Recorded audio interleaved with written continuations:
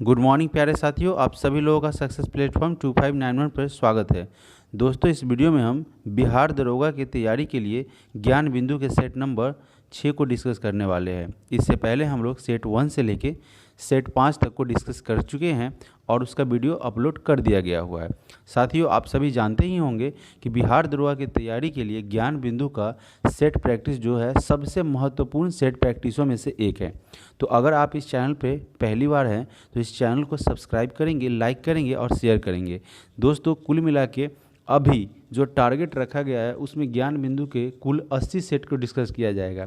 इसके अलावा जितने भी नए अपडेटेड सीरीज होंगे ज्ञान बिंदु के, उन सभी को भी डिस्कस कर लिया जाएगा। यानी कि यह चैनल पर बिहार दरोगा की ही कंप्लीट तैयारी होने वाली है।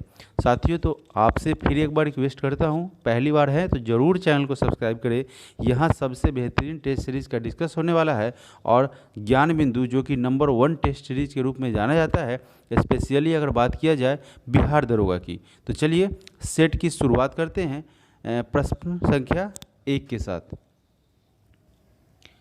पहला प्रश्न है, 16 से 25 फरवरी 2023 तक दिव्य कला मेला 2023 का आयोजन कहाँ किया गया है? तो यह जो दिव्य कला मेला है उसका आयोजन लखनऊ में किया गया है। अगला प्रश्न है प्रश्न संख्या 2।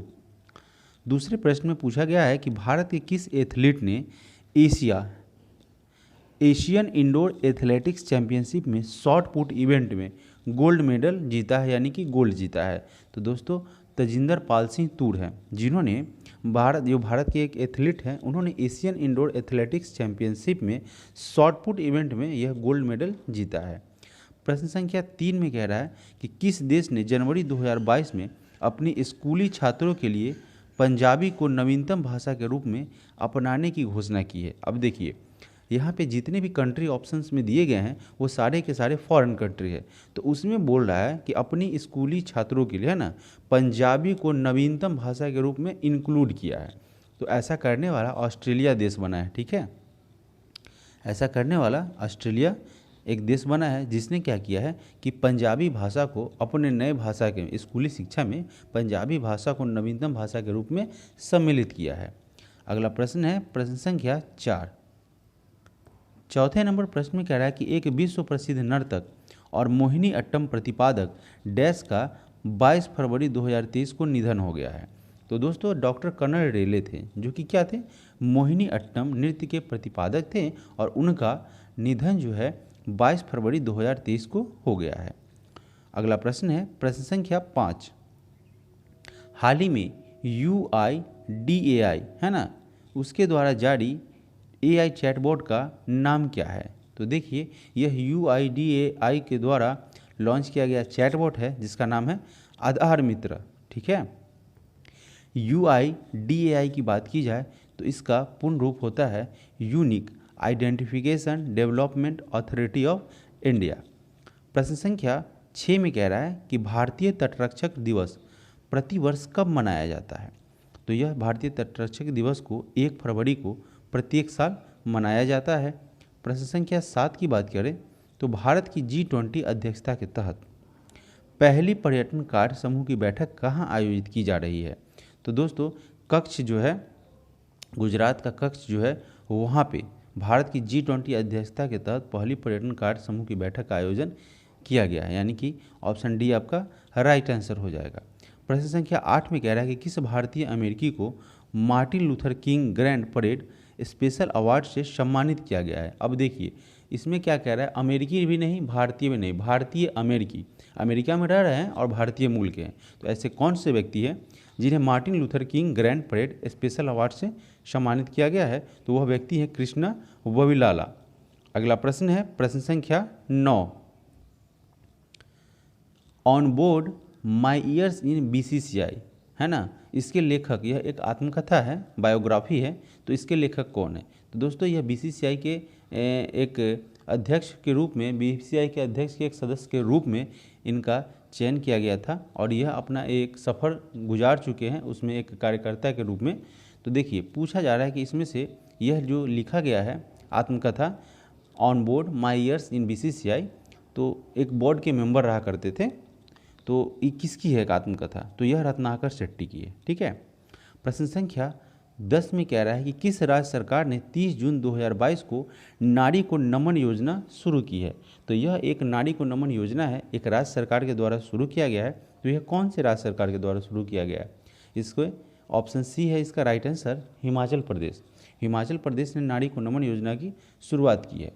अगला प्रश्न है प्रश्न संख्या 11, IREDA नवीकरणीय ऊर्जा परियोजनाओं को वित्त पोषित करने के लिए गिफ्ट सिटी, अब देखिए यहाँ पे बहुत अच्छा प्रश्न है, गिफ्ट सिटी में कार्यालय स्थापित लिखा हुआ है। यहाँ पे देखिए थोड़ा सा टाइपिंग में प्रॉब्लम हो जाता है, तो हम ज्ञान बिंदु को बिल्कुल भी ऐसा इग्नोर करेंगे, ऐसा नहीं है। बहुत लंबा लंबा जो मैटर यहाँ पे बनाना पड़ता है, टेस्ट को जब बाइंडिंग किया जाता है, कंपाइल किया जाता है, तो थोड़ी सी मिस्टेक्स हो जाती है। तो यहाँ स्थापित होगा, ठीक है, स्थापित करेगा। तो पूछ रहा है कि गिफ्ट सिटी कहाँ स्थित है। अगर बात की जाए गिफ्ट सिटी की, तो यह गांधीनगर में है ना, गुजरात के गांधीनगर में स्थित है गिफ्ट सिटी। प्रश्न 12 में कह रहा है कि मणिपुर का कौन सा समुदाय हर साल फसल के मौसम के बाद गान नगाई उत्सव मनाता है। देखिए गान नगाई की अगर बात करें तो यह उत्सव मणिपुर में तो मनाया ही जाता है, साथ साथ पूछ रहा है कि किस समुदाय के द्वारा। तो यह जेलिया रोंग एक समुदाय है वहाँ पे, तो उनके द्वारा यह उत्सव किस लिए मनाया जाता है? तो फसल के मौसम के दौरान है ना, मनाया जाता है। प्रश्न संख्या 13 में कह रहा है कि भारत 26वें अंतर्राष्ट्रीय मालाबार नौसेना अभ्यास 2022 में भाग ले रहा है। देखिए 2022 के संदर्भ में यह प्रश्न आ रहा है। तो पूछा जा रहा है कि यह किस देश में आयोजित किया गया है। मालाबार 2022 की बात की जाए और 26वें अंतर्राष्ट्रीय मालाबार की बात की जाए तो इसका आयोजन जापान में किया गया है।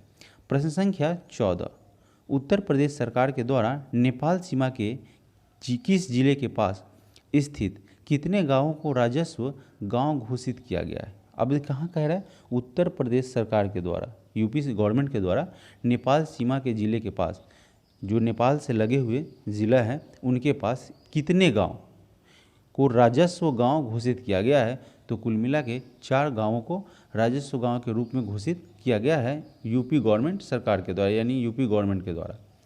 प्रश्न संख्या 15 नंबर प्रश्न में कह रहा है, अब देखिए यहाँ से मैथ रीजनिंग उस पर हम लोग फोकस करने वाले नहीं हैं, उसका सेपरेट वीडियो बनेगा। तो मैथ रीजनिंग को हटा देंगे और डायरेक्टली जीएस पे आएंगे, ठीक है। इसमें काउंट करेंगे तो पूछा जा रहा है कि त्रिभुज की कितनी संख्या है। तो आसान है आपका, ऐसे भी कर सकते हैं आप।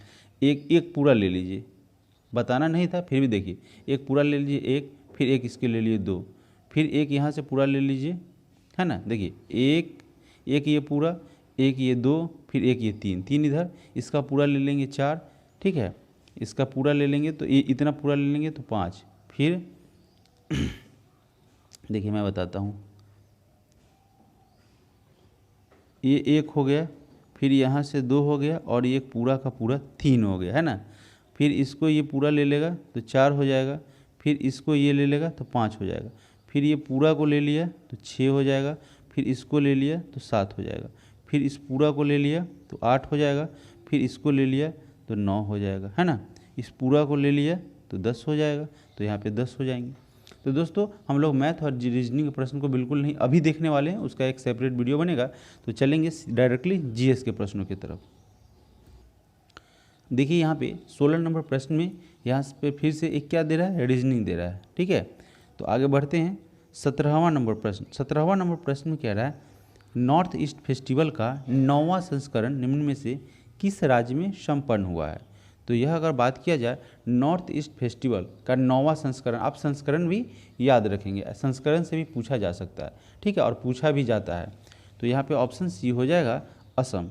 यह नॉर्थ ईस्ट फेस्टिवल का 9वां संस्करण था, उसका आयोजन असम में किया गया था। प्रश्न संख्या 18 में एक लॉजिकल पैटर्न पर आपको आंसर फाइंड करना है, तो इससे भी आगे बढ़ते हैं। अब देखते हैं प्रश्न संख्या 20 को।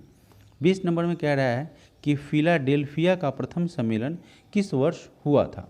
तो इसका सम्मेलन, जब यह फिलाडेल्फिया का प्रथम सम्मेलन हुआ था तो यह पूर्व काल में हुआ था, यह 1774 में इसका प्रथम सम्मेलन हुआ था।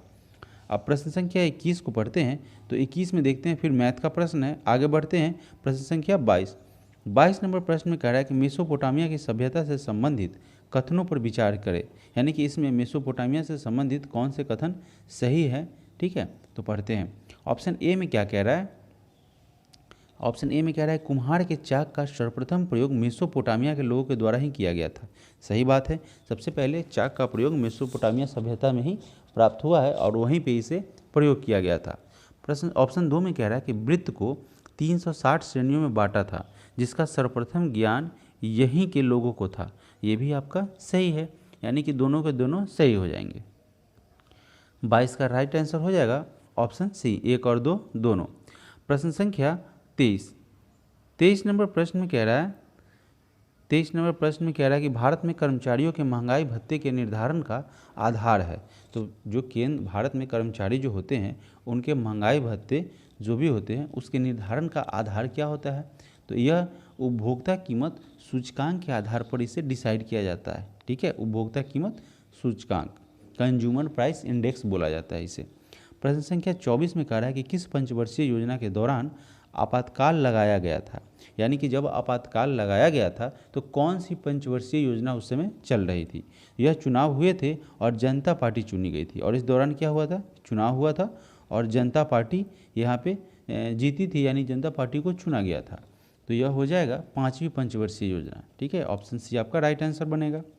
प्रश्न संख्या 25 में क्या कह रहा है, 25 नंबर प्रश्न में पूछ रहा है कि व्यापक फसल बीमा योजना के स्थान पर राष्ट्रीय कृषि बीमा योजना लाई गई। देखिए, नाम था व्यापक फसल बीमा योजना, इसे चेंज करके राष्ट्रीय कृषि बीमा योजना लागू की गई। तो पूछा गया है कि ऐसा कब किया गया, तो इसे वर्ष 1999 में किया गया, चेंज करके क्या लाया गया, राष्ट्रीय कृषि बीमा योजना।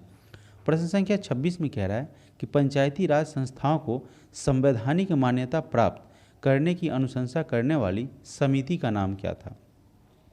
ठीक है, देखिए प्रश्न में कह रहा है कि पंचायती राज की जो भी संस्थाएं थी उनको संवैधानिक मान्यता देना है, एक ऑथराइजेशन देना है उनको। तो मान्यता प्राप्त करने की अनुशंसा कौन सा समिति के द्वारा किया गया था, तो इसे LM सिंघवी समिति के अनुशंसा पर इसे मान्यता प्रदान करने के लिए, यानी कि ऐसा इन्हें कहा गया था इन्हें मान्यता प्रदान कर दिया जाए, इसकी सिफारिश की गई थी LM सिंघवी समिति। प्रश्न संख्या 27 में कह रहा है कि निम्नलिखित में से कौन से ग्रह के सर्वाधिक प्राकृतिक उपग्रह अथवा चंद्र है। इसमें से कौन से ग्रह हैं जिनके सबसे ज़्यादा प्राकृतिक उपग्रह है और चंद्र है। तो दोस्तों बृहस्पति की बात किया जाए तो उसका सबसे ज़्यादा प्राकृतिक उपग्रह और चंद्र है। प्रश्न संख्या 28 की बात करें तो 28 की बात में कह रहा है निम्नलिखित में से कौन सा मापक टोर्नेडो की तीव्रता के मापन हेतु प्रयोग में लाया जाता है, तो यह फुजीटा स्केल है। फुजीटा स्केल क्या कार्य करता है, तो इसके द्वारा टोर्नेडो की तीव्रता को मापा जाता है। प्रश्न संख्या 29 में कह रहा है कि कांटो मैदान जिस देश में है वह कौन देश है। यह एक कांटो मैदान है, नाम है उस जगह का। तो पूछा जा रहा है कि वह किस देश में पड़ता है, तो यह जापान में पड़ता है कांटो मैदान। प्रश्न संख्या 30 नंबर प्रश्न में भी यहाँ पे मैथ है, तो मैथ के प्रश्नों को स्किप करते हुए हम आगे बढ़ रहे हैं। प्रश्न संख्या 31 में कह रहा है कि भारत में रैली फॉर वैली एक प्रोग्राम है, रैली फॉर वैली। इस प्रोग्राम का आयोजन निम्न में से किस एक समस्या को उजागर करने के लिए किया गया था। तो देखिए ऑप्शन में क्या है, यह जो एक योजना थी, एक प्रोग्राम था रैली फॉर वैली, जो कि विस्थापितों के पुनर्वास की समस्या के लिए इसको उजागर करने के लिए इसे किया गया था, यानी कि ऑप्शन सी आपका राइट आंसर हो जाएगा। प्रश्न संख्या 32 में कह रहा है कि निम्न में से कौन सा जीवाणु अपमार्जक की भूमिका निभाता है। देखिए इसमें से जितने भी हैं वह जीवाणु की बात कर रहा है कि कौन सा जीवाणु अपमार्जक की भूमिका को निभाता है, तो यह सीडोमोनास इसका राइट आंसर हो जाएगा। ठीक है, अगला प्रश्न है प्रश्न संख्या 33 नंबर प्रश्न में कह रहा है कि नॉर्मन बोरलॉग को किस क्षेत्र में नोबेल पुरस्कार प्रदान किया गया था। नॉर्मन बोरलॉग क्या थे, एक वैज्ञानिक थे, एक साइंटिस्ट थे। ठीक है, तो उन्हें शांति के क्षेत्र में, ठीक है, नॉर्मन बोरलॉग को शांति के क्षेत्र में पुरस्कार दिया गया है और बहुत ही बढ़िया ये क्या कहते कार्यकर्ता थे, तो इन्हें शांति के क्षेत्र में पुरस्कार दिया गया है। प्रश्न संख्या 34 में कह रहा है कि संसार का सर्वाधिक जनसंख्या वाला मरुस्थल कहाँ है। सबसे ज़्यादा जनसंख्या की बात की जाए और मरुस्थल की बात की जाए तो यह हो जाएगा थार। अगला प्रश्न है प्रश्न संख्या 35 नंबर प्रश्न में कह रहा है कि शैवाल की कोशिका भित्ति यानी कि सेल वॉल है ना, किसका बना होता है। तो यह जो होता है वह ग्लाइकोप्रोटीन और पॉलीसेकेराइड का बना होता है। यह सवाल के संदर्भ में प्रश्न आ रहा है आपसे, है ना। तो यह ग्लाइकोप्रोटीन और पॉलीसेकेराइड से मिलकर बना होता है। इस दोनों का उसमें मिश्रण होता है, इन दोनों का सेल वॉल इनका बना होता है, यानी कि ऑप्शन आपका ए आपका राइट आंसर हो जाएगा। प्रश्न संख्या 36 में कह रहा है कि क्योटो प्रोटोकॉल संबंधित है। तो यह क्योटो प्रोटोकॉल जो है वह किससे संबंध है इसका, तो जलवायु के चेंजिंग से, यानी कि जलवायु परिवर्तन से। प्रश्न संख्या 37 में कह रहा है कि पुष्प का कौन सा भाग चमकीले व रंगीन होता है, यानी पुष्प का कौन सा पार्ट जो होता है वह चमकीला होता है, साथ ही साथ कलरफुल होता है। तो यह जो होता है दलपुंज, ठीक है, दलपुंज जो होता है वह चमकीला और रंगीन होता है। प्रश्न संख्या 38 में कह रहा है कि निम्नलिखित में से किस विटामिन को ऑर्गो कैल्सीफेरॉल कहते हैं, है ना। ऑर्गो कैल्सीफेरॉल के नाम से, यानी कि इसका वैज्ञानिक नाम क्या है, ठीक है। तो विटामिन D2 है ना। विटामिन D2 को ऑर्गो कैल्सीफेरॉल के नाम से जाना जाता है। प्रश्न संख्या 39, हेनले के लूप में इनमें से किसका पुनः अवशोषण होता है। तो यह जो होता है जल और सोडियम क्लोराइड, यानी कि NaCl। हेनले के लूप में किसका पुनः अवशोषण होता है, तो वह जल और NaCl का हेनले के लूप में पुनः अवशोषण किया जाता है या अवशोषण होता है।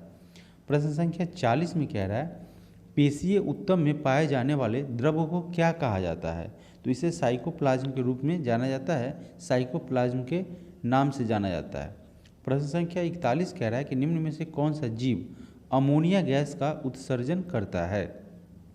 तो बात की जाए अमोनिया गैस की, तो यह मछली और प्रोटोजुआ के द्वारा अमोनिया गैस का उत्सर्जन किया जाता है, यानी कि ऑप्शन 1 ऑप्शन 2 कहाँ पे है, ऑप्शन ए नंबर आपका राइट आंसर हो जाएगा। प्रश्न संख्या 42 नंबर प्रश्न में कह रहा है कि मेरु रज्जु का प्रमुख कार्य क्या होता है। तो यह क्या करता है कि मस्तिष्क से आने जाने वाले उद्दीपनों का संवहन करता है और प्रतिवर्ती क्रियाओं में समन्वय एवं नियंत्रण करता है, यानी कि दोनों के दोनों आपके सही उत्तर हो जाएंगे। ऑप्शन सी आपका राइट आंसर बनेगा। प्रश्न संख्या 43 में कह रहा है किसके अनुसार समान ताप एवं दाब पर गैसों के विसरण की दरें इन गैसों के घनत्व के वर्गमूल के व्युत्क्रमानुपाती होता है, यानी कि उल्टा होता है, ठीक है। तो यह जो है ग्राहम, है ना, ग्राहम ने एक सिद्धांत दिया था।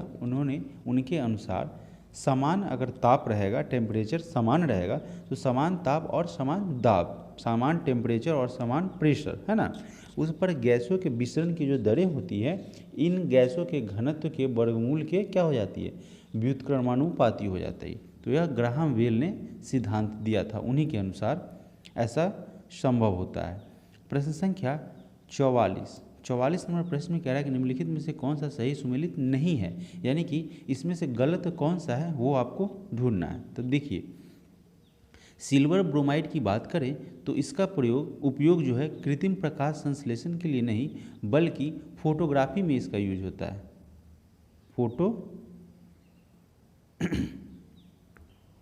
फोटोग्राफी में इसका यूज किया जाता है, फोटोग्राफी,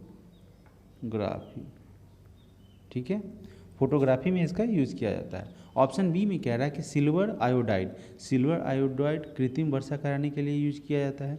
लिथियम बाइकार्बोनेट गड़िया का उपचार, गड़िया जो एक बीमारी होती है उसका उपचार करने के लिए किया जाता है। और दूधिया मैग्नीशिया की बात करें तो यह प्रति अम्ल के रूप में यूज किया जाता है। तो आपका गलत ऑप्शन नंबर ए हो जाएगा और वहीं आपको ढूंढना था, तो ऑप्शन ए आपका राइट आंसर हो जाएगा। प्रश्न संख्या 45 नंबर प्रश्न में कह रहा है कि यदि कोई इलेक्ट्रॉन अपनी निश्चित कक्षा में रहकर नाभिक के चारों ओर चक्कर लगा रहा हो तो उसकी ऊर्जा क्या होगी। अब देखिए प्रश्न कह रहा है कि अपनी निश्चित कक्षा में रहेगा और उसके बाद नाभिक के चारों ओर वो चक्कर लगाएगा तो उसकी ऊर्जा होगी क्या। तो उसकी ऊर्जा में कोई परिवर्तन नहीं रहता है, ठीक है, क्योंकि अपनी कक्षा में है तो यहाँ पे कोई परिवर्तन होने वाला नहीं है। ऑप्शन सी राइट आंसर हो जाएगा। 46 नंबर प्रश्न में कह रहा है कि शहद का प्रमुख घटक क्या है। तो दोस्तों फल में फ्रक्टोज होता है, आप जानते ही हैं मीठापन के कारण, तो यहाँ फल शर्करा होता है। ऑप्शन डी आपका राइट आंसर हो जाएगा। निम्नलिखित में से कौन एक विस्फोटक नहीं है, इसमें से पूछा जा रहा है। ऑप्शन दिया हुआ है ऑप्शन ए से लेकर डी तक, पूछा जा रहा है कि विस्फोटक नहीं है, बात 4 इसमें से 3 विस्फोटक होंगे और 1 विस्फोटक नहीं होंगे।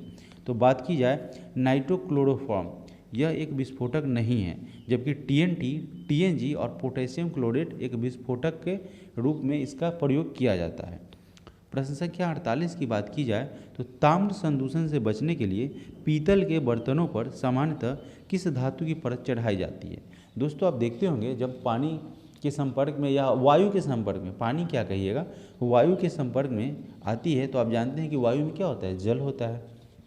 तो जब उसके संपर्क में आती है तो इसमें धब्बा धब्बा सा हो जाता है ना। तांबे की पीतल के बर्तन पर क्या हो जाता है, धब्बा धब्बा हो जाता है। तो बोला जा रहा है इससे बचने के लिए कौन सी धातु की परत चढ़ाई जाती है, तो यहाँ पे टीन की धातु की परत उस पर चढ़ाई जाती है। ठीक है, ऑप्शन ए आपका राइट आंसर हो जाएगा।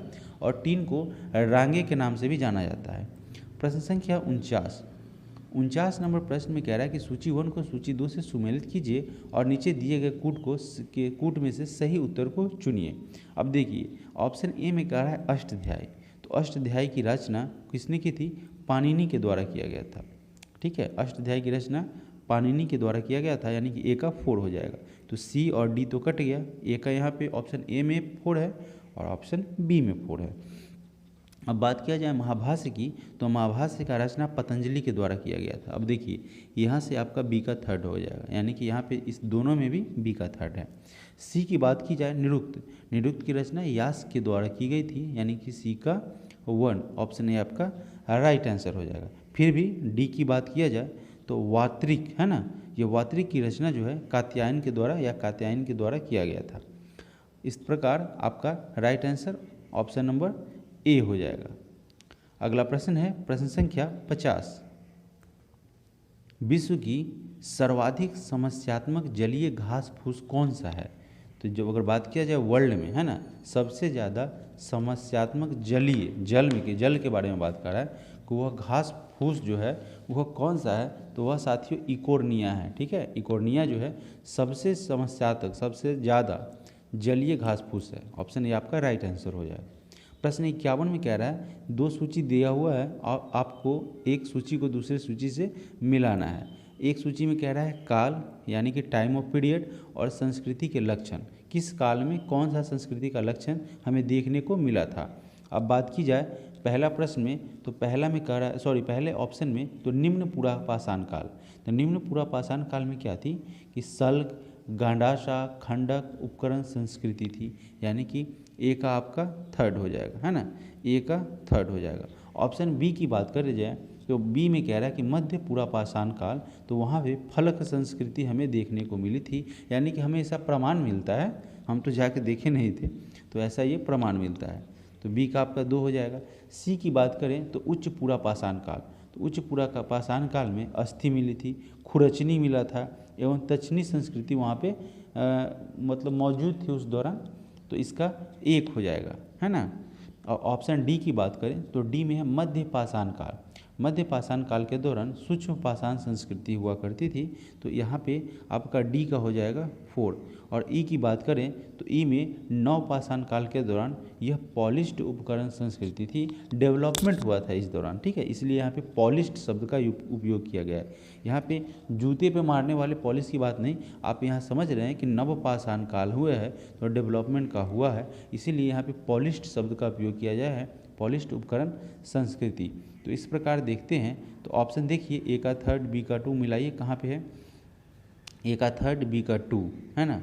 अब इस प्रकार से मिलाएंगे तो ए तो कट जाएगा, डी भी कट जाएगा। अब यहाँ पे बी का यहाँ पे 2 आ रहा है और सी का 1 आ रहा है, तो यानी कि ऑप्शन बी आपका राइट आंसर बन जा रहा है। अगला प्रश्न है प्रश्न संख्या 52 नंबर प्रश्न में कह रहा है 52 नंबर प्रश्न में कह रहा है कि पानी का वाष्पोत्सर्जन है। ये पानी का जो वाष्पोत्सर्जन होता है, पानी वाष्प के रूप में जो उड़ के जाता है, सूख के जाता है, वेपोराइजेशन होता है, वह क्या है, तो यह एक ऊष्मा शोषी परिवर्तन होता है। ठीक है, इसे ऊष्मा शोषी परिवर्तन के रूप में जाना जाता है। प्रश्न संख्या 53 तमिलनाडु में मानसिक रूप से खिन्न व्यक्तियों का इलाज करने के लिए प्रसिद्ध पहाड़ी कौन सी है, तो एक कुट्रालम नाम की पहाड़ी है, कहाँ है, तमिलनाडु में। वहाँ पे जो मानसिक रूप से जिन्हें विकार उत्पन्न होता है, मानसिक रोग होता है, उन व्यक्तियों को यहाँ पे इनका इलाज किया जाता है। तो कुट्टालम एक पहाड़ी है जो कि तमिलनाडु में स्थित है। साथियों, अगर आपको यह वीडियो पसंद आ रहा है तो लाइक करेंगे, शेयर करेंगे और साथ ही साथ पहली बार है तो सब्सक्राइब करेंगे। और मैं आपके साथ यह दावे के साथ शेयर करना चाहूँगा कि दरोगा के लिए सबसे महत्वपूर्ण टेस्ट सीरीज में ज्ञान बिंदु आता है और इसे आप बिल्कुल नहीं छोड़ेंगे। टेस्ट पूरे के पूरे लगाएंगे, स्किप करेंगे कोई फ़ायदा नहीं मिलने वाला है। तो टेस्ट को आप शुरू से लेकर अंत तक प्रश्नों को समझेंगे, पैनिक नहीं होंगे, नहीं समझ में आएगा तो फिर सुनेंगे, सुन के आपको याद हो जाने वाला है। ठीक है, बढ़ते हैं अगले प्रश्न की तरफ। प्रश्न संख्या 54 नंबर प्रश्न में कह रहा है कि गुर्जर प्रतिहार शासकों में से किसकी उपाधि आदिर वराह की थी। देखिए, गुर्जर प्रतिहार शासक हुआ करते थे, उसने उस समय हुआ करते थे जो राजा महाराज अपने आप को कई उपाधियों से विभूषित कर लेते थे, एक अलग नाम करते थे, उन्हें उपाधियाँ कहा जाता था, या कभी कभी उपाधियाँ प्रदान भी की जाए। जैसे अशोक को देवनाम प्रिय कहा गया तो लोगों के द्वारा किया गया ना, तो लेकिन कई उपाधि खुद से भी धारण किया जाता था। तो यह पूछा गया है कि आदि वराह की उपाधि इसमें से किसके द्वारा यह धारण किया गया था या किन्हें दिया गया था।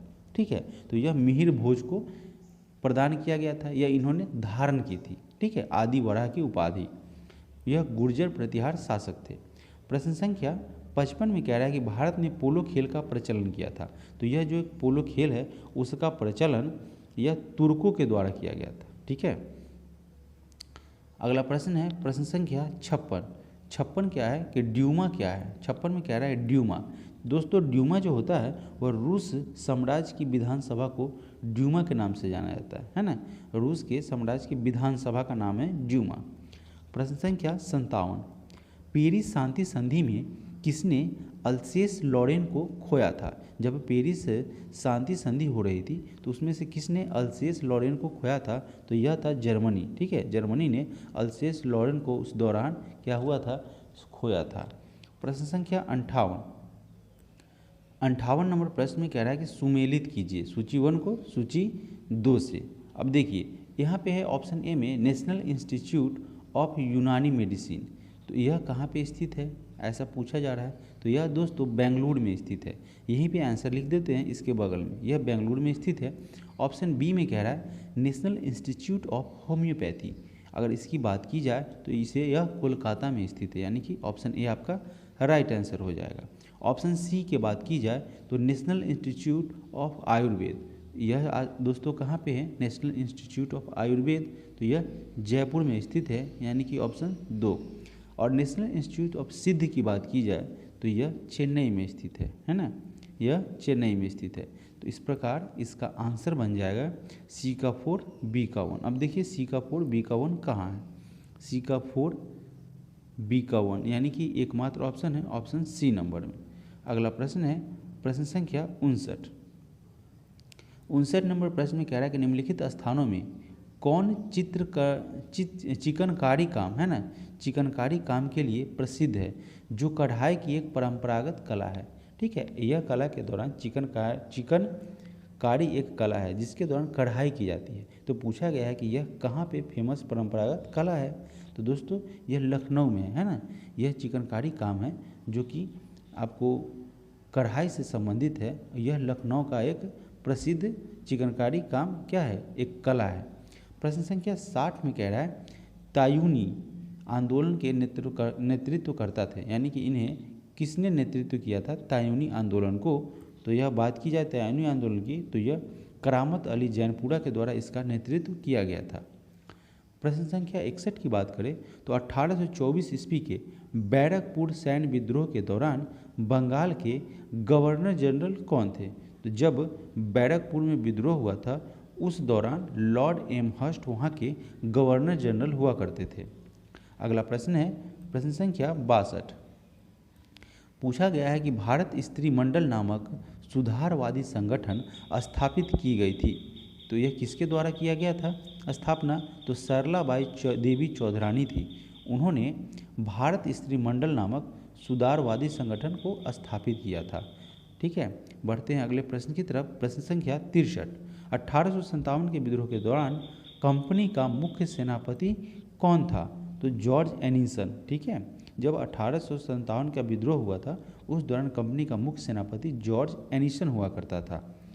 प्रश्न संख्या 64 नंबर प्रश्न में कह रहा है कि नेशनल काउंसिल ऑफ एजुकेशन की स्थापना कब की गई थी या कब हुई थी। तो नेशनल काउंसिल ऑफ एजुकेशन की स्थापना 1906 में हुआ था। प्रश्न संख्या 65 में कह रहा है एक तरफ देश दिया हुआ है और दूसरी तरफ उस देश का संसद के बारे में दे रहा है। तो देखिए कि किस देश का संसद को क्या कहा जाता है। तो आप जानते हैं इजराइल के संसद को नेसेट कहा जाता है, मुझे ये आसानी से याद था। तो देखते हैं डी का 4 से कहाँ से शुरुआत हो रहा है, ठीक है ना। डी का 4 एकमात्र ऑप्शन ए में है और ऑप्शन नंबर सी में है, ठीक है। अब देखते हैं, आगे बढ़ते हैं। यहाँ पे ऑप्शन नेक्स्ट स्लाइड में आएगा। तो चलिए अभी देखिए, अभी यहाँ पे क्या कह रहा है, डेनमार्क के संसद को क्या कहा जाता है। तो डेनमार्क के संसद को फोल्केटिंग के नाम से जाना जाता है, तो ये आपका सही है। भूटान के संसद को सोंगडू के नाम से जाना जाता है, यानी कि त यहाँ पे नहीं पढ़ेंगे, सोंगडू पढ़ेंगे, त को हटा के पढ़ेंगे साइलेंट करके। जापान के संसद को डाइट कहा जाता है, यानी कि एक सीक्वेंस में ही दिया हुआ है। तो इस प्रकार इसका राइट आंसर क्या हो जाएगा, ऑप्शन नंबर ए, चूँकि सारे के सारे सीक्वेंस में ही है। आप याद भी कर लेंगे, डेनमार्क के संसद को फोल्केटिंग के नाम से जाना जाता है, भूटान के संसद को सोंगडू के नाम से जाना जाता है जिसमें त साइलेंट रहता है, जापान के संसद को डाइट के नाम से जानते हैं और इजराइल के संसद को नेसेट के नाम से जानते हैं। अगला प्रश्न है प्रश्न संख्या 66 नंबर प्रश्न में कह रहा है कि निम्न में से कौन सा कथन सत्य नहीं है। इसमें से स्टेटमेंट जो बोल रहा है कि कौन गलत कह रहा है। अब देखिए पढ़ते हैं, कह रहा है कि विधि के समक्ष समता, है ना, अमेरिकी संविधान से लिया गया है। तो दोस्तों इसे ब्रिटिश के संविधान से लिया गया है ना, ब्रिटेन। तो यहाँ से ये आपका गलत हो जाएगा, ठीक है, ये आपका गलत हो जाएगा। अब पूछा गया कि विधियों का समान संरक्षण, देखिए विधि के समक्ष समता और विधियों का समान संरक्षण अलग अलग बातें हैं, ठीक है। और यह ब्रिटिश मूल से उद्धृत है, तो नहीं, यह अमेरिका मूल से उद्धृत है, रिवर्स कर दिया गया है, ठीक है ना। इस तरह दोनों गलत है, तो आपको दोनों बताना है, ऑप्शन ए और ऑप्शन 2 दोनों का गलत है, दोनों स्टेटमेंट आपका गलत है। अगला प्रश्न है प्रश्न संख्या 67 नंबर प्रश्न में कह रहा है कि असम में नार्वेस्टर को किस स्थानीय नाम से जाना जाता है। देखिए अलग अलग राज्य में नार्वेस्टर होती है, यानी कि वर्षाएं होती है, उस दौरान बिजली भी चलती है, तरत यानी जोर से बिजली गरजता है और जोरदार मूसलाधार बारिश होती है, उसे नार्वेस्टर के नाम से जाना जाता है। तो अगर बात किया जाए असम की, तो असम में इस नार्वेस्टर को किस नाम से जाना जाता है। तो असम में बोडी चिल्ला के नाम से जाना जाता है ना, बोडो चिल्ला के नाम से जाना जाता है। इसके अलावा काल वैसाखी की बात किया जाए तो इसे वेस्ट बंगाल में जाना जाता है, यानी कि पश्चिम बंगाल में। आम्र वृष्टि जो है वह केरल में होती है ना, केरल में इसे आम्र वृष्टि कहते हैं। अलग अलग नाम दिया गया है अलग अलग राज्यों के द्वारा। अगर बात किया जाए चेरी ब्लॉसम की, तो कर्नाटक में इसे चेरी ब्लॉसम बोलते हैं। सेम सिचुएशन को अलग अलग नाम से अलग अलग राज्यों में जाना जाता है। और कर्नाटक में यह क्या होता है, यह आम की खेती के लिए के साथ साथ कॉफ़ी की खेती के लिए सबसे ज़्यादा लाभप्रद होती है। और यह केरल की बात किया जाए तो यहाँ आम की खेती के लिए, यानी कि आम का फल रहता है, उस दौरान पकने में इसी दौरान पकता है, तो इस दौरान ये सहायक होता है। प्रश्न संख्या 68 की बात करें तो 68 में कह रहा है कि वैदिक साहित्यिक के, देखिए यहाँ पे गलत आ गया है, मतलब इसके ऊपर से आ गया है, तो इसको हम इरेज कर देते हैं, ठीक है। लेकिन फिलहाल अगर बात किया असम के नार्वेस्टर को, तो इसे बोडो जिला के नाम से जाना जाता है। चेरी ब्लॉसम कर्नाटक हो गया, आम्र वृष्टि केरला हो गया और काल वैसाखी वेस्ट बंगाल हो गया। अब यहाँ पे कह रहा है 68 नंबर में कि वैदिक साहित्य की रचना के अनुसार सही क्रम इसमें कौन सा होगा, ठीक है, जो सीक्वेंस से आता गया है ना, इस क्रमबद्ध के अनुसार अगर बात करें तो सबसे पहले संहिता आई थी, फिर ब्राह्मण ग्रंथ हुआ था, फिर अरण्यक और फिर उपनिषद है। ये क्रम एक से राइट सीक्वेंस में हो जाएगा, संहिता, ब्राह्मण ग्रंथ, अरण्यक और उपनिषद, सी आपका राइट आंसर हो जाएगा। अगला प्रश्न है प्रश्न संख्या 69 नंबर प्रश्न में कह रहा है कि भारतीय खिलाड़ी गगन नारंग किस खेल से संबंध है। तो इनका संबंध एयर राइफल शूटिंग से है। अगला प्रश्न है प्रश्न संख्या 70, किस सुप्रसिद्ध व्यक्ति ने एन अनसूटेबल बॉय, यानी कि एन नहीं है, एन है ना, एन अनसूटेबल बॉय नामक पुस्तक लिखी है। तो इसे करण जौहर के द्वारा लिखा गया है, एन अनसूटेबल बॉय। प्रश्न संख्या 71 में कह रहा है कि डैश कंप्यूटर में प्रोसेसिंग समय न्यूनतम होता है। किस कंप्यूटर में प्रोसेसिंग का समय सबसे कम होता है? तो 64 बिट जो है कंप्यूटर, वहाँ पे प्रोसेसिंग करने में सबसे कम समय लिया जाता है, यानी कि कम समय लगता है। प्रश्न संख्या 72 में कह रहा है निम्नलिखित युग्मों में से कौन सा एक असत्य सुमेलित है, यानी कि गलत है? तो दोस्तों महानदी की बात करें तो पायरी, हंसदेव और तेल, यह इसकी सहायक नदियाँ हैं। ठीक है दोस्तों, सहायक नदियाँ हैं, है ना, इसकी सहायक नदियाँ हैं। गोदावरी की बात करें तो पूर्णा, पनगंगा और वेनगंगा, ये सब क्या है, इसकी सहायक नदी है गोदावरी की।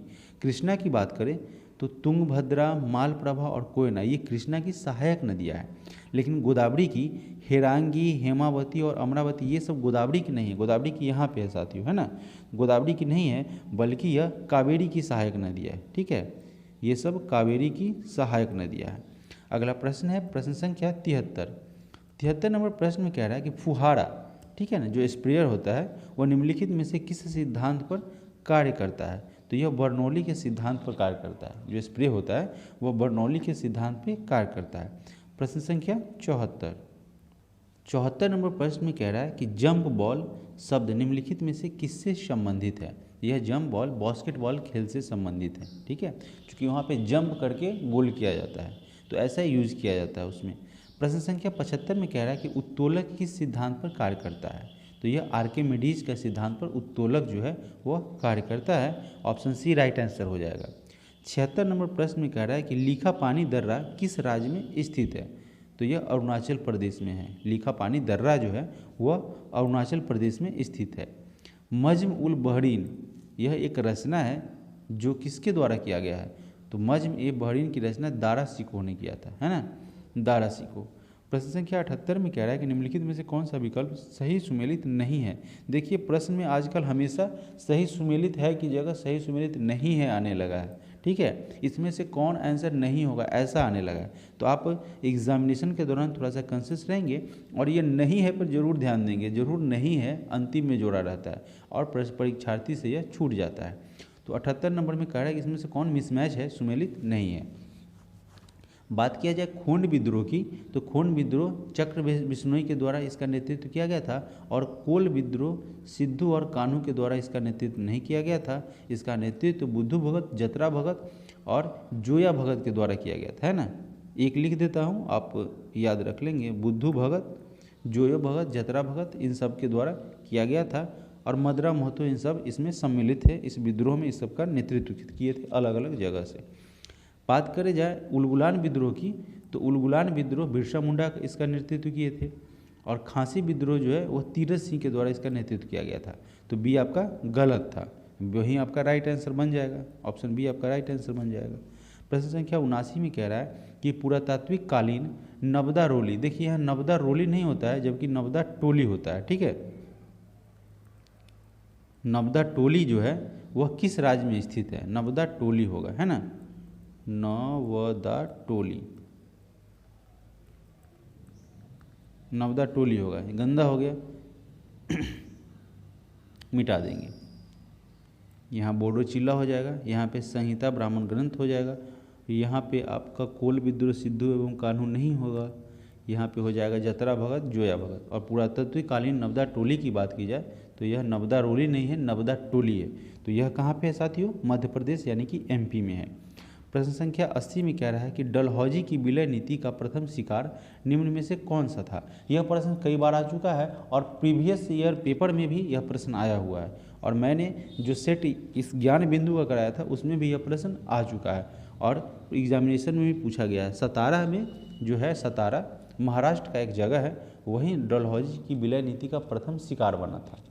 प्रश्न संख्या 81 में कह रहा है कि फ्लेमिंग के बाएं हाथ के नियम में अंगूठा तर्जनी और मध्यमा क्रमशः किसे निरूपित करता है? आराम से समझते हैं। अगर बात किया जाए सबसे पहले अंगूठा की बात की जाए, फिर तर्जनी और फिर मध्यमा, यह किसको निरूपित करता है? तो देखिए अंगूठा जो है वह लगने वाला बल है और बात किया जाए तर्जनी की तो तर्जनी चुंबकीय क्षेत्र होता है, निरूपित करता है उसको। यह किसका है? फ्लेमिंग का बाएं हाथ का नियम। और अगर बात किया जाए मध्यमा तो यह क्या करता है? जो धारा की दिशा है ना, क्षेत्र और धारा की दिशा जो है, धारा की दिशा को इंगित करता है। इस प्रकार ऑप्शन सी आपका राइट आंसर हो जाएगा। प्रश्न संख्या 82 में कह रहा है कि संविधान निम्न में से किसके शोषण के विरुद्ध अधिकार स्वीकृत करता है। तो देखिए, कई तरह का अधिकार हमें संविधान के द्वारा दिया गया है। अब ऑप्शन की बात करें तो स्त्रियों के शोषण आप नहीं कर, माने उसके विरुद्ध अधिकार दिया गया है। जनजातियों के शोषण के विरुद्ध अधिकार दिया गया है। बच्चों के आप तो जानते हैं 17 नंबर में, 24 नंबर में, है ना, ये इस तरह का संशोधन दिया गया हुआ है, इसमें अधिकार दिया गया हुआ है। तो यह जो दलित जो है इसका इसमें नहीं दिया गया है ना। तो यानी ऑप्शन 1, 2, 3 आपका राइट आंसर हो जाएगा। प्रश्न संख्या 83 में कह रहा है कि 26 नवंबर को भारत में संविधान दिवस के रूप में कब मनाया गया था। तो इसे 26 नवंबर को बात कर रहा है ना। तो इसे 2015 में मनाया गया था। प्रश्न संख्या 84, किस शासन प्रणाली को अविनाशी राज्यों का अविनाशी संगठन कहा गया था। तो यह जो था संघात्मक, है ना, संघात्मक शासन प्रणाली को अविनाशी राज्यों का अविनाशी के रूप में कहा गया था। तो यानी कि ऑप्शन सी आपका राइट आंसर हो जाएगा। प्रश्न 85 में कह रहा है कि किसने संविधान सभा में अपने दिए गए भाषण में कहा था कि राजनीतिक लोकतंत्र तब तक अस्थायी नहीं बन सकता है जब तक कि इसके मूल में सामाजिक लोकतंत्र नहीं होगा। ऐसा स्टेटमेंट बाबा साहब भीमराव अंबेडकर के द्वारा दिया गया था। ठीक है, बढ़ते हैं अगले प्रश्न की तरफ। प्रश्न संख्या 86 नंबर प्रश्न में कह रहा है किस अधिनियम के द्वारा भारत सरकार के मंत्रिमंडलीय व्यवस्था की नींव रखी गई थी। तो ऐसा किया गया था भारतीय परिषद अधिनियम 1861। उसी के आधार पर भारत सरकार के मंत्रिमंडलीय व्यवस्था की नींव रखी गई थी। Option number b right answer हो जाएगा। प्रश्न संख्या 87 में कह रहा है कि संविधान के किस अनुच्छेद के तहत राज्यपाल को क्षमा दान करने की शक्ति प्रदान की गई है। तो राज्यपाल को यह क्षमा प्रदान करने की शक्ति आर्टिकल 161 के तहत प्रदान किया गया है, यानी कि अनुच्छेद 161।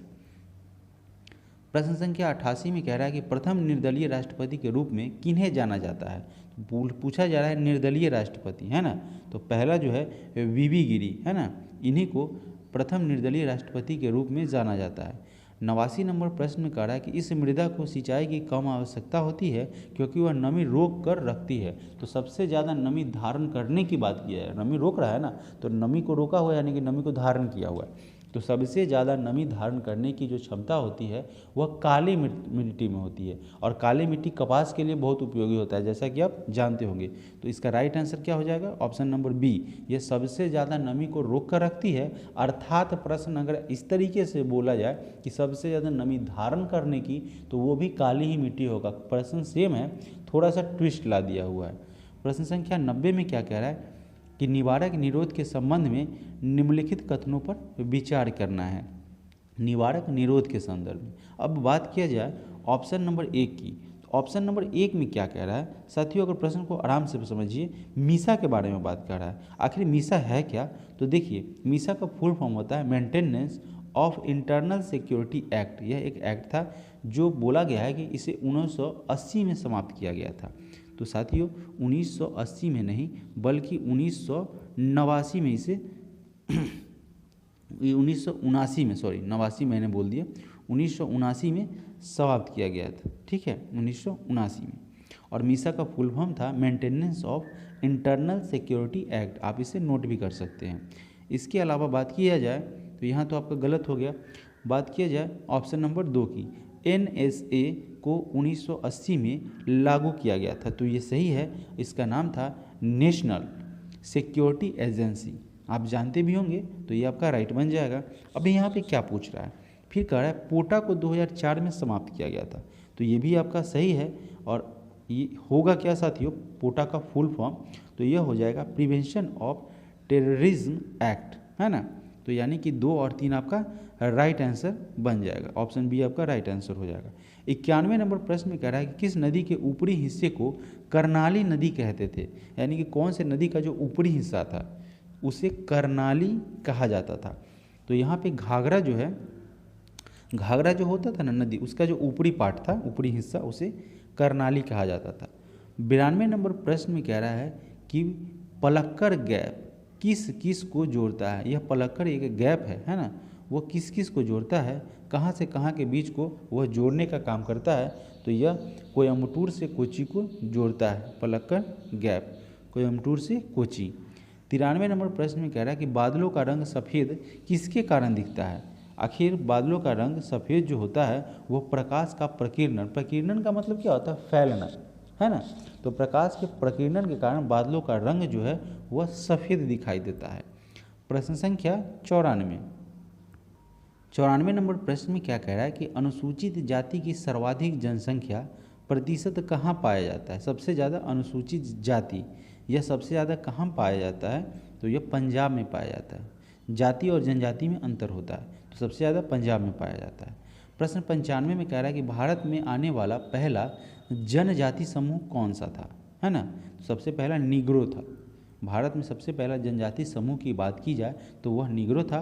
प्रश्न के लिहाज से अगर बात किया जाए तो यहाँ पे आप देखेंगे यह बहुत ही अति महत्वपूर्ण प्रश्न है और प्रश्न जाति जनजाति के संदर्भ में एक आया ही करता है, तो आप इसे याद रखेंगे। पहला कौन है, निग्रो, आराम से याद हो गया। प्रश्न संख्या 96 में कह रहा है कि तापी पाइपलाइन किन किन देशों की संयुक्त परियोजना है। देखिए नाम से यहाँ पे निकलता है, यानी कि यह तापी की बात किया जाए तो यह तुर्कमेनिस्तान, टी से ए से अफगानिस्तान, पी से पाकिस्तान और ए से इंडिया है। अब देखिए कहाँ है, तुर्कमेनिस्तान, अफगानिस्तान, पाकिस्तान और भारत। सी आपका राइट आंसर हो जाएगा। प्रश्न संख्या 97 में क्या कह रहा है, निम्न में से कौन सी एक याचिका अधीनस्थ न्यायालयों की कार्य पद्धति का परीक्षण करती है। तो यह उत्प्रेषण है। उत्प्रेषण एक याचिका है जो कि अधीनस्थ न्यायालयों के कार्य पद्धति का परीक्षण करती है। ऑप्शन सी राइट आंसर बनेगा। प्रश्न संख्या 98 में कह रहा है किसी निकाय को एक समान वृत्तीय गति में चलाने में लगने वाले आवश्यक नियम बल को क्या कहा जाता है। तो इसे अभिकेंद्री बल कहते हैं। अब देखिए किसी निकाय है, समान वृत्तीय गति में वो एक ही समान से चल रहा है, तो यहाँ पे कौन होगा, जाहिर सी बात है अभिकेंद्रीय बल लगेगा ना। यहाँ पे आपका ऑप्शन सी राइट आंसर हो जाएगा। प्रश्न 99 में क्या कह रहा है, कोरोमंडल तट यानी कि कोरोमंडल कोस्ट जो है वह निम्नलिखित में से किन दो राज्यों की गृह भूमि है। तो यह तमिलनाडु और आंध्र प्रदेश, ठीक है। कोरोमंडल तट जो है तमिलनाडु और आंध्र प्रदेश की गृह भूमि है। प्रश्न 100 में क्या कह रहा है, 100 में कह रहा है कि भारतीय अंतरिक्ष अनुसंधान संगठन यानी कि इंडियन स्पेस ऑर्गेनाइजेशन, है ना, इसरो जो है इंडियन स्पेस रिसर्च ऑर्गेनाइजेशन, जिसकी अगर वर्तमान अध्यक्ष की बात किया जाए तो सोमनाथ है, एस सोमनाथ, ठीक है। तो पूछा गया है कि अपने चंद्र अन्वेषण मिशन चंद्रयान 2 के लिए किस प्रक्षेपण यान का उपयोग किया था। अब देखिए यहाँ अगर चंद्रयान 2 से भी इस प्रश्न बन जाएगा तो पूछा जाएगा कि इसमें किस प्रक्षेपण यान का यूज किया गया था चंद्रयान 2 को ले जाने के लिए। तो GSLV MK3 का यूज किया गया था, ठीक है दोस्तों। अब चंद्रयान 3 से जुड़ा हुआ अब जितने भी इम्पोर्टेंट प्रश्न बनते हैं उन सभी को आप नोट कर लेंगे, और नहीं तो यहाँ पे तो वीडियो बनाया जाएगा, एग्जामिनेशन से पहले सब कंप्लीट करा दिया जाएगा। तो आप बने रहें, चैनल को सब्सक्राइब करें, लाइक करें, शेयर करें। सभी लोगों का धन्यवाद दोस्तों। मिलते हैं अगले वीडियो में सेट नंबर 7 के साथ। Thank you so much.